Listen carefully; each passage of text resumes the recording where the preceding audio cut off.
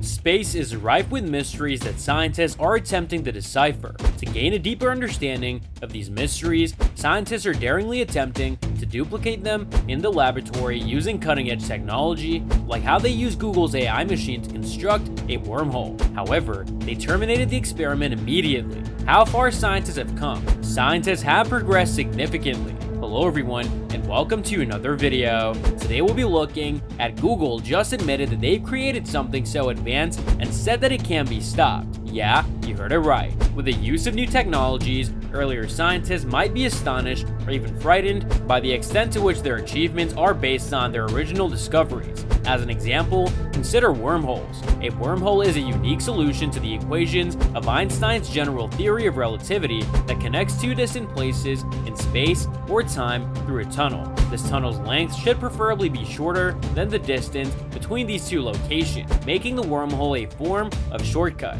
Wormholes were solely theoretical despite their prevalence in science fiction and their ability to capture the public's imagination, but they are now legitimate general relativity solutions. However, scientists have never found a mechanism to maintain a stable wormhole in the actual universe. Until Google's quantum computer came along, from where do wormholes originate? Einstein and Rosen developed the simplest wormhole solution in 1935, which explains why wormholes exist. Occasionally known as Einstein-Rosen bridges, Einstein and Rosen started with a mathematical solution to the black hole problem, which consisted of a singularity, a point of infinite density, and an event horizon, a region surrounding their singularity, the limit from which nothing can escape. They discovered that this approach could be extended to white holes, the polar opposite of black holes. These hypothetical white holes have a singularity similar to black holes, but they work in reverse. Nothing can enter the event horizon of a white hole, and any matter within the white hole is instantaneously injected. Einstein and Rosen realized that theoretically, every black hole is associated with a white hole. However, because the two holes are in opposite locations in space, they will be connected by a wormhole. So what do wormholes look like? If you encounter a wormhole, it will appear incredibly peculiar. The entrance would be a sphere resembling the surface of a planet. If you look closely, you'd see a light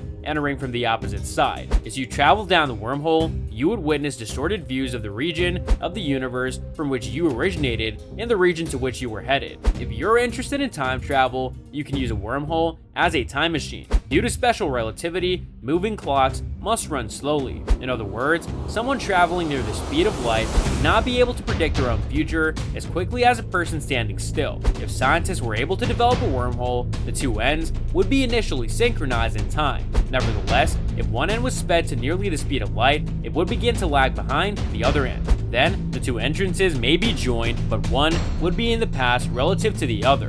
To go across time, merely pass through one end. You would find yourself in your own history upon exiting the wormhole. Nevertheless, what is the result of combining quantum computing and wormholes? Due to quantum computing, the world has altered. Communications and artificial intelligence have been revolutionized, and medicine has been transformed. Google has asserted quantum supremacy, which indicates that a quantum computer has outperformed a conventional one. Yet, what is quantum computing and how does it operate? Bits utilizing conventional computer chips, these are comparable to tiny switches that can be in the off position, represented by a 0, or the on position, represented by a 1. Every application you use, the website you visit, the photo you take, is composed of millions of these bits in a variety of combinations of 1s and 0s. Quantum computers employ qubits rather than bits. As opposed to being either on or off, qubits can be both on and off simultaneously, or anywhere along a spectrum between the two states. Consider a coin, which when flipped, can be either heads or tails. If you flip the coin, it has an equal chance of landing on heads or tails. It might be either until the coin is stopped or its weight is determined. As with a spinning coin, superposition is one of the factors that makes quantum computers so powerful. A qubit permits uncertainty.